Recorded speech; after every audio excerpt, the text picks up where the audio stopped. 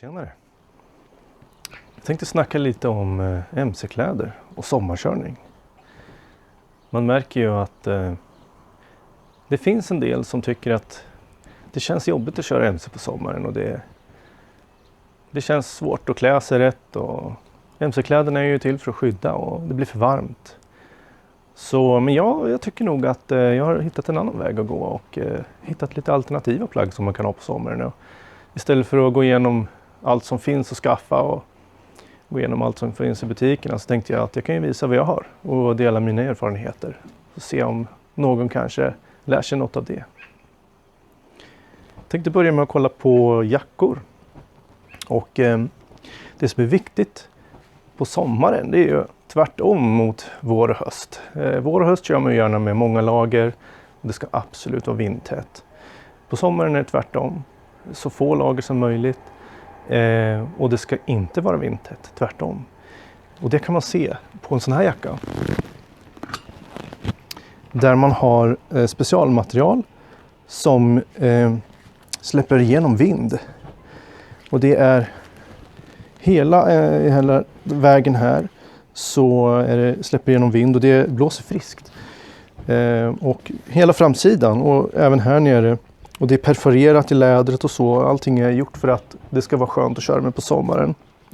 Man ser även att på insidan så har man tänkt på att det ska vara väl ventilerat överallt. Det här kan jag verkligen rekommendera om man är en person som vill ha hög säkerhet. En sån här jacka sitter ju tight. Den har hårda, jättebra skydd och den fladdrar inte. Den alltså drar ner vindmotstånd, ljud. Man får bättre bränsleekonomi och det känns lättare att köra med någonting som sitter åt och som är lite hårdare. Så att det här är nog den vägen man ska gå om man vill vara riktigt seriös. Har man lite lägre krav, bara vill dra på en liten sväng sådär, då kan jag rekommendera en sån här. Det här är alltså en hoodie som har inbyggda skydd lite här och där. Det finns här i armbågen, det finns axelskydd och lite ventilation. Många av de här har också inbyggda ryggplatte-monteringsfickor, men det rekommenderar jag faktiskt inte att man använder sig av. En sån här jacka släpper igenom vind rakt igenom och man kan köra när det är riktigt, riktigt varmt. Precis på likadant sätt som med en sån här. Den är lite mindre hållbar. Man ska nog inte köra lika fort med en sån här. Men det är väldigt skönt. Slänga på sig, dra ner lite grann och så bara ut och köra. Det är helt, man har ju liksom alla skydd och allting enligt försäkringen och så vidare. När det gäller ryggskydd.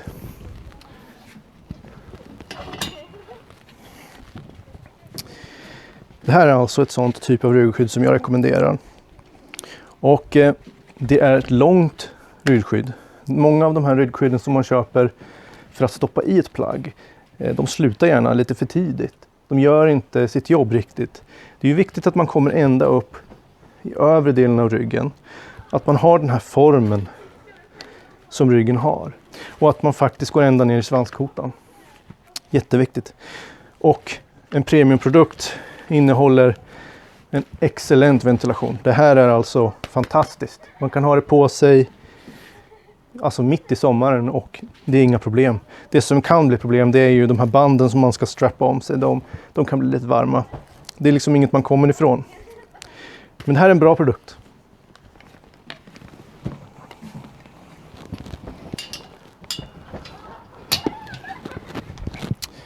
När det gäller byxor då kan man ju självklart ha sitt allväderställ och så vidare, men det kommer bli garanterat bli för varmt. Det som jag rekommenderar är MC-jeans. Och det ska vara jeans med kevlar-förstärkning inbyggt. Och det ska vara jeans med skydd på sidan och skydd på knä. Viktigt. Det här är som att åka med i princip med vanliga jeans. Lite tjockare är de ju, men det är faktiskt inte alls farligt i värmen om man jämför med att köra runt med skinnbyxor eller allväderbyxor. Det går ju igenom vind och man klarar sig hur bra som helst. Det går ju till viss del också att rulla upp benen och så när man kommer fram.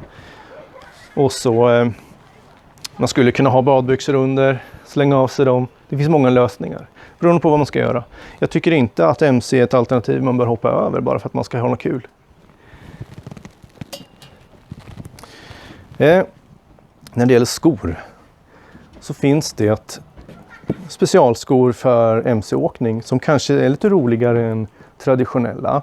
Men alltså såna här skor är ju förstärkta för växling, ja, fast på andra foten då. Det är väldigt kraftigt liksom runt ankel och så. Det som är lite värre är väl kanske, de här är väl nödvändigtvis inte svalare att ha på sig än traditionella boots. De är ju oftast ganska tunna och sådär. Så att det kan faktiskt vara hugget som stucket och det kan till och med vara så att en sån här modell är varmare. Däremot kan man ju slänga med ett par flipflops i toppboxen eller i en liten ryggsäck eller i tanken om man har en NC.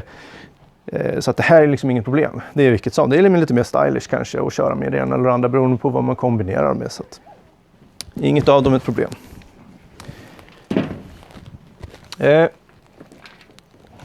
När det gäller handskar då.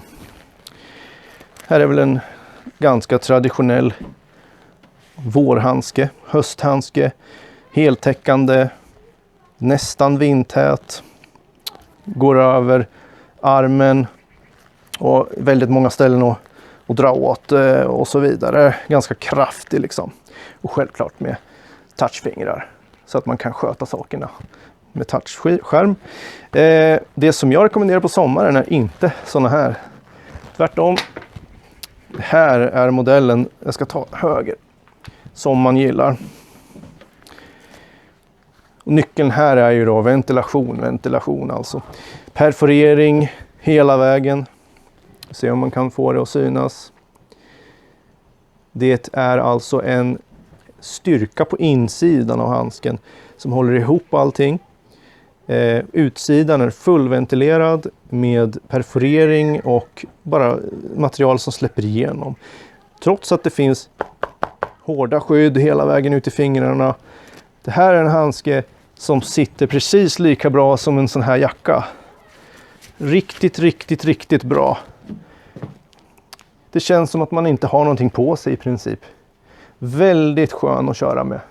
Men känns ändå robust, som att man kan alltså klara av att som misshandla den utan att den här tar någon större skada. Just att den inte har en lång ärm här, eller vad man ska säga, som sticker upp, gör ju att luften kan komma in. Vilket hjälper till med ventilationen om man har en jacka som ventilerar. Så att riktigt nice. Bra kombination med en hoodie till exempel. Och även med den här. Man får bara se till att man inte har några vassa kanter som kan bli ett problem. Om man är van att ha handsken under till exempel. Det är lite kortare. Men det här kan jag verkligen rekommendera. Det gör så stor skillnad. Och så tänkte jag prata om buffen. En vår-höstbuff innehåller ju i regel lite kraftigare material, så här flis kanske på insidan, och som man så att säga kör dubbelt, och så har man den och det stoppar ju all vind och så vidare. Men på sommaren så vill man ju liksom inte täppa till för mycket. Det här är bra att ha kanske i bagagen med sig om det blir kallt på kvällen och så vidare. Men en sån här är det ju som gäller på dagtid. Så tunn som möjligt. Det ska bara vara för att ta bort så att man inte bränner sig av solsken. Och man vill förhindra stenskott för att få direkt träff alltså. Det kan vara ganska obehagligt för att det stänker upp från bilar och så. Och man behöver ha någonting. Man ska liksom inte köra en jacka utan att ha något skydd här. Det tycker jag verkligen inte. Särskilt inte om man öppnar lite grann och så. Då är det här viktigt. Men kombinerar man alltså de här sakerna som jag har pratat om nu, då är det inga som helst problem att ta en tur i 25 grader kanske ända uppåt 30 grader. Så länge man håller sig i rörelse så flödar det och luftar det hur bra som helst. Så att, ja, lite tips från mig. Hoppas att ni har det fint i värmen, så syns vi på vägarna. Ha det!